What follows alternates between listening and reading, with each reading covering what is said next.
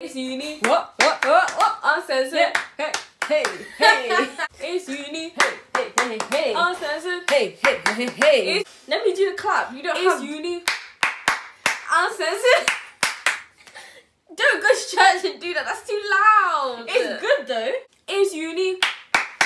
Uncensored. It's uni. Uncensored. I can't do it quietly.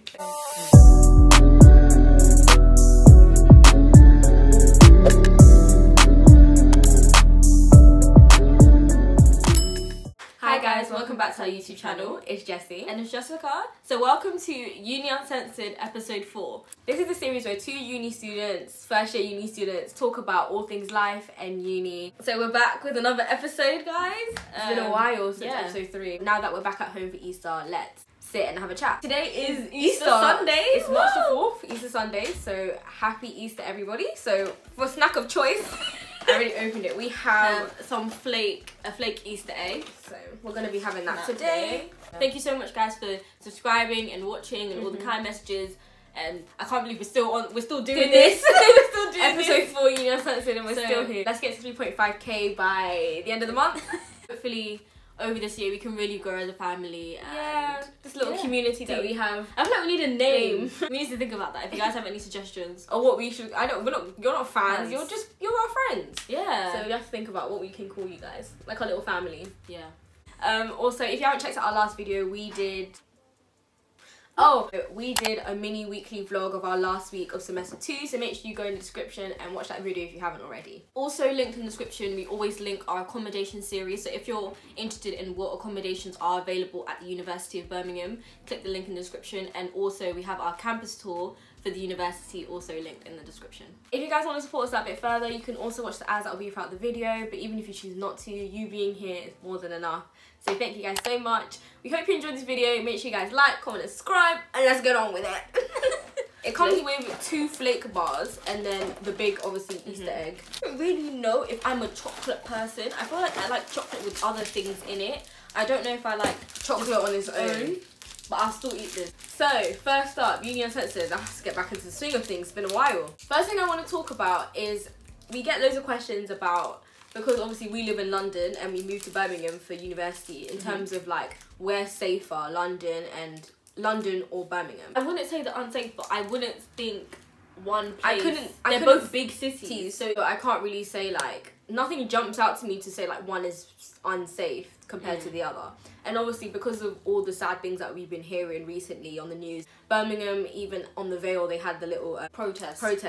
And people just had a lot of questions about like where in uni is safe and like things to do with safety. So I would say, being a first year, safety in your accommodation, I would say safety is like really high, like security is really high in first year accommodations because it's university owned.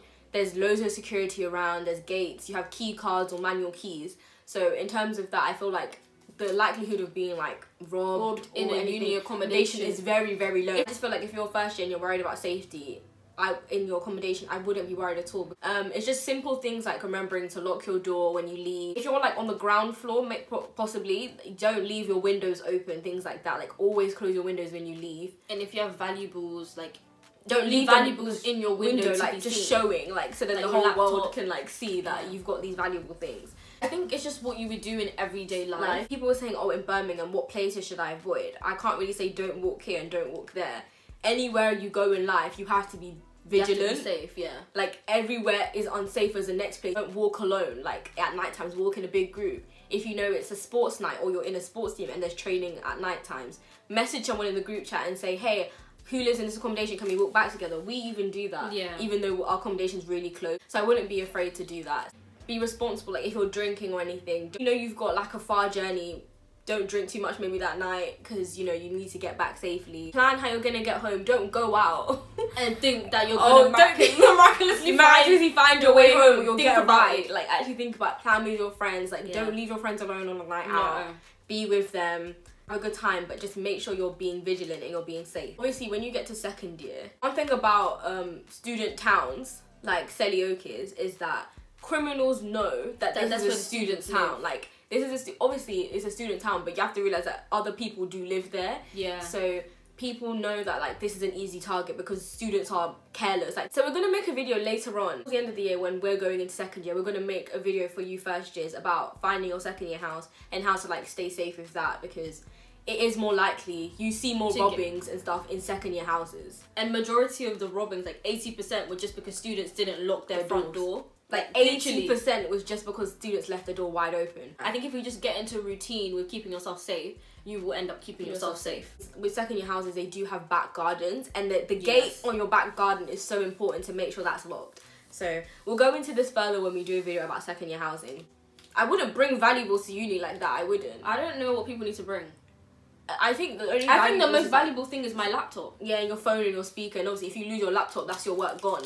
So just take care of stuff like that. Obviously, when you live with your flatmates, you need to kind of take initiative and have a gut feeling and suss who you're living with. If you feel like you can't leave your door unlocked to go out to pop out for 5 minutes, then lock your door. Random, like you're literally living with random people that you've never met. On our keys, they give you like a little keychain that basically has the security number, and like, if there's an emergency, there's people you can call and stuff like that. Like you can tell if they're the thieving types. You can suss out your people. And even if you don't think they're the thieving types, let's say they bring a couple friends over to the flat, you should, and you're leaving, still lock your door, because you don't know the people that they're bringing around. You may trust your flatmates, but you don't know who they're bringing around. To that as well. But yeah, everything will be fine. Our next topic is how to be a good flatmate. Like I had it really, we had it really good, really easy. Great people, not complicated, not loud, not rude, not messy. Like we had really good people. But obviously for some people, you see people moving out, things like that, because they just can't take it anymore. Like I should have experienced a bad one, because now if let's say I experience bad people, but I don't think I will. Let's say I end up experiencing bad people, it was gonna annoy me even more because I've had such a good time. I think the key thing is just be considerate of other people. That's the main thing. You need to realize that you're not the only one living there. Like, don't be playing your music too loud at night or slamming doors. That's the one thing I would say is that in most uni accommodations, the doors are fire doors, so they're heavy. Like every single door in like your room's kitchen are fire doors. So when they close, they make such a loud noise in the mornings and the evening, or even just throughout the day, because it is a loud noise. I would always make sure, you open it first, then you pull. You don't just do you don't just do that. I would leave the room, I'll catch it with my foot and I'll let it close. Boom, boom. Yeah, I let it close slowly because I just don't want to wake people. I was sleeping. Yeah. They were rearranging furniture. I don't know what they were doing. It was like they were standing by the person above me. It was like they were standing by their wardrobe doing this. Just opening and closing the wardrobe door, just standing there. I was thinking, what are you doing? Slamming the drawers. Like, I was thinking, what is going on upstairs? It literally sounded like they were rearranging the furniture. Take initiative. I think that's the main thing. Take initiative. Don't always wait for someone else to clean it because you know they're going to clean it. Take initiative and be like, I'm going to make sure I take the bin before. Because I've seen that someone else did it last time, so I'm going to make sure. No one should ask you to do it. Always, if you want to bring like your friends or like you want your boyfriend to stay over the night, things like that, ask your flatmates. Don't just do. I feel like our dynamic's really good because we message each other like about everything. We'll be like, hey, I'm just popping out, like even when we're going to the shops. I do think that's too much. Now that I think about it, I want to know, comment down below if you're in first year and you live with your flatmates. Do you tell your flatmates where you're going? Because we said it in the beginning when we wrote the rules down. Yeah, on the people, we were like, oh, if you're going somewhere, text in the flat group chat where you're going, because let's say something happened to you and we just don't know where you are. Like you don't want to wake up in the morning and your flatmate hasn't come back from a night out and you're wondering where they are. So maybe because we just care. I mean, some flatmates probably don't care. And they're like, you know what, she's gone out, we don't know where she's going. But even if we're going to Aldi, I'm just popping to Aldi, oh, I'm just taking my bin out, I'm just gonna go and do a wash, oh, I'm going to a lecture. Even if you message and you lie, at least you message so we know, like, okay, you've gone out. I remember one time, Claudia, hi Claudia, if you're watching, she went, I think she messaged, but she was just gone out for so long that I thought something happened to her. We got worried, I was sleeping, and I woke up in the middle of the night. I went to Jessie's room, I was like, Jessie, Claudia isn't back yet. Should we message her like, is she okay? Like, is she okay? And I messaged her and then she messaged one of her friends. We messaged one of her friends and be like, oh, is Claudia okay? And then the next day Claudia was like, I felt so bad. I felt so bad. She came back because she felt bad that we were worried. But like, it was just like, because we care. So we just didn't want to, like, I didn't want to be sleeping knowing that something had happened to her. So I needed to check that she was okay. I saw this TikTok. And it was basically about things people tell you about uni things they don't tell you about uni when you first go. So well, obviously I think we should do a separate video in this. Obviously after the first year we can give our thoughts on things that people don't actually tell you and that you should know. And one of the things in the TikTok that he said was your flatmates make or break your uni experience. Do you agree with that? For some people, I think it can. Okay. I 100% think I think for some people when they come, some people really came with like an idea of what their uni experience was gonna be like. And you know, it was a fresh start. They got to like be a new person. Yeah. You know, make the friends that they've always wanted to make. Like especially in this COVID, when you're stuck with just your flatmates, if they're not the people you want them to be, it can really like, oh my gosh, and you can't really go out and meet other people. Yeah. But for some people can thrive with anyone. Like it doesn't matter what kind of person, but some people are obviously like particular people. And if it wasn't COVID, I think your flatmates are like the people that you know you can always rely on. Yeah. Like if you wanted to go somewhere, you'd go with them. I think especially in COVID is really important. Yeah. I don't think it can break it because if they're not your kind of people, you can go and find other people. Yeah. But they are the people that you see like every single day for a year. When you wake up, when you're making your breakfast, when you're making your lunch, when you're making your dinner, those are the people you sit with around the table. They're the people you don't have to sit with them, but yeah. It's just nice to like I look forward to the evenings when we finish our work and we all come in the kitchen and sit and chat. Like every weekend we can do something. As some a flat. flatmates won't because they don't like each other. They don't vibe. Yeah. What else did he say? He said that if you miss one lecture, you're behind. Like you'll be behind on life or like a lecture or a seminar. The lectures are recorded, so you can go back and record them. For me, if I miss a seminar, some people literally do not go to any of the live seminars and they just do the recorded lectures. But then I can't do that because I feel like even though sometimes I go every week and I know it's kind of like repetitive of the content and like people don't talk in breakout rooms and things like that, I just know that like I'd rather go and be bored maybe than to not go and miss out on something. Yeah. You just get that little bit of information that will help you with your assignment or something. Yeah, you get to solidify your knowledge. So I would just say try and go to all your seminars and lectures, especially do all the lecture content. Yeah. Do it. And you can go and ask questions and stuff. The lecturers love me.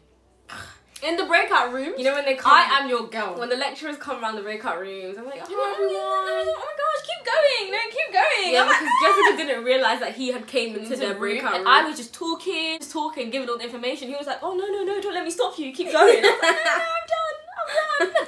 Talk protein metabolism or lipid metabolism. I'll talk about lipid metabolism. And you were spitting facts. The amount of times that I've been in a breakout room and no one has read the article before the session. Like the whole point is that you need to read the article before the session to come in and answer the questions. Yeah. And I even answered the questions beforehand because I know no one's going to interact with me. So I'm going to waste my time trying to answer the questions in the session if I can just do it before. So I always answer the questions before. Every single breakout, I had maybe 1 or 2 good breakout rooms in the start. Yeah. Since then. Oh yeah, you've had since really that bad point, ones. mine was so like cameras off, mics off.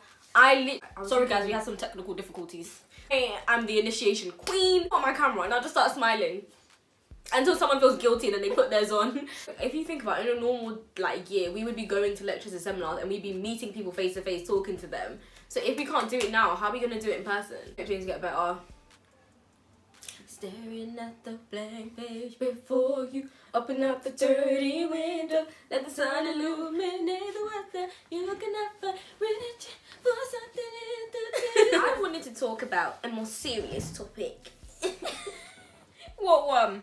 Yeah, I think it's important to talk about because we can't act like it's not there. Okay, so we're gonna be talking about next the drinking and smoking culture at university. This is gonna be different opinions for everyone, but obviously it obviously depends on what experience or what you were exposed to before you came to university. But for me, it wasn't a shock, but it was also a shock that I knew that the culture would be like that, but I didn't know it would be like that, like in your face like that.